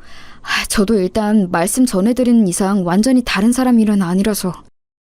사실 직원은 여러 가지로 걱정하는 눈치였습니다. 일단 그 친구는 저를 은인으로 여기고서 워낙 열심히 일을 하던 사람이기도 했고 아내의 오랜 고향 친구이기도 했으니 양쪽 다 걱정이 되었겠죠. 사실 저보다는 아내를 걱정했을지도 모릅니다. 어쩌다가 말을 전하는 꼴이 되기는 했지만요. 그래서 저는 그러자고 했습니다. 제가 생각하기에도 도무지 제대로 운전을 하면서 사고를 안 내고 처가까지 도달할 자신이 없었거든요. 한참이나 차를 타고 내려가는 동안 직원도 저도 아무런 말을 하지 않았습니다. 저는 머릿속으로 한참이나 소용돌이를 가라앉히려고 애쓰다가 어느 정도 시간이 지나니 차분해졌습니다. 이제 분류는 너무 확실해져 버린 상황이었으니 남은 건 어떻게 두 상간남 상간녀를 처리하느냐, 그리고 이혼을 해서 어떻게 그 여자를 내다 버리느냐만 남은 거였죠. 세상에 나이 40에 뒤늦게 결혼한 것이 이런 결과를 가져올 줄 누가 알았겠습니까? 그 거래처 사장도 이른 나이에 아내와 사별했다고 하고 어린 자식 키우느라 고생한다는 사정도 있어서 제가 더 잘해줬던 것도 있었습니다. 하지만 이런 식으로 결국 뒤통수를 맞아버린 거였죠. 한참이나 달려서 내려간 끝에 처가가 있는 곳에 당도했습니다. 처가 마당에 낯설면서도 익숙한 차가 서 있는 것을 보고 정수리에서 피가 빠지는 것 같더군요. 같이 있던 직원이 말을 더듬었어요. 저거 거래처 사장님 차네요.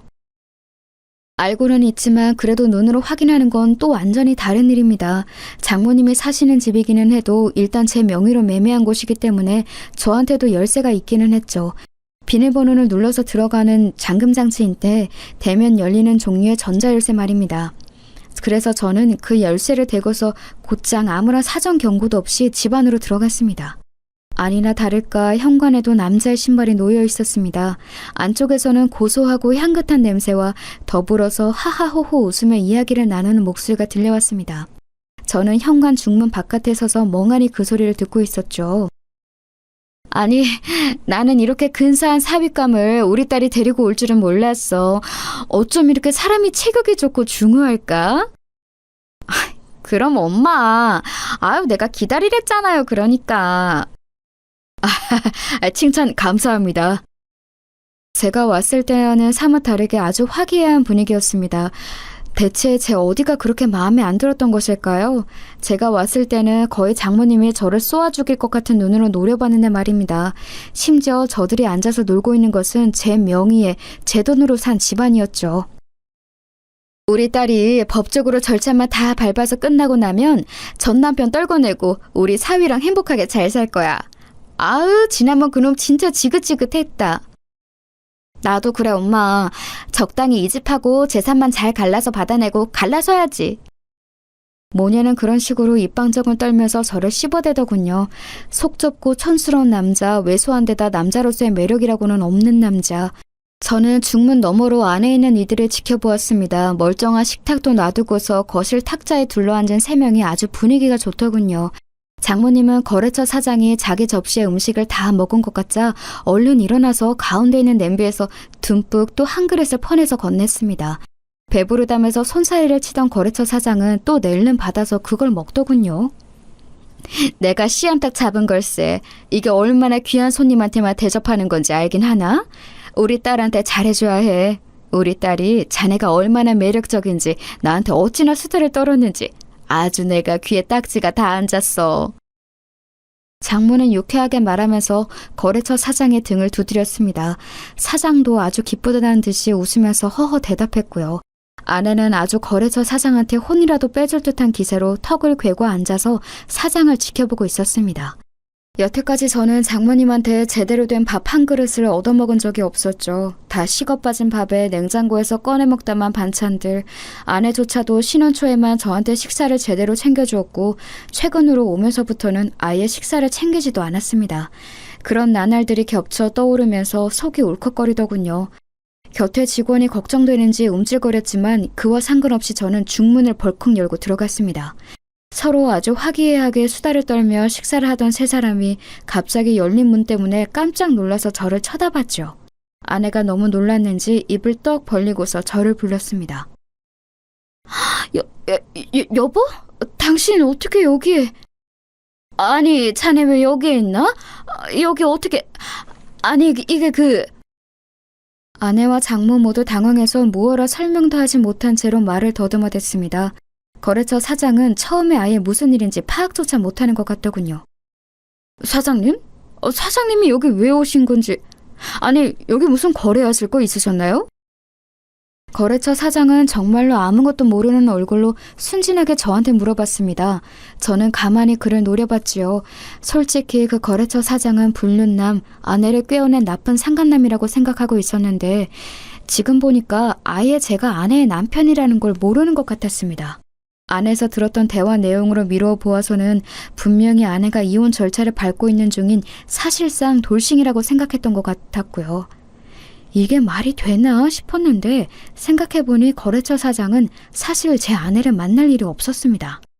저는 아내가 공장에 와서 쓸데없이 기름때 냄새 맡게 하지 않도록 철저하게 공장에 오지 않도록 했고 거래처 사장은 그저 제가 처가 있다는 사실만 알고 있었고요.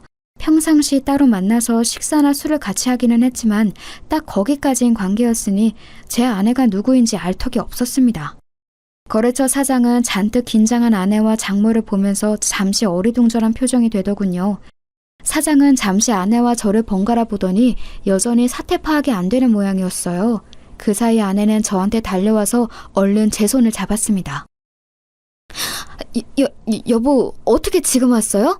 제가 지금 저분이 저 남자분한테 빚진 게 있어서 잠시 대접하는 중이었어요.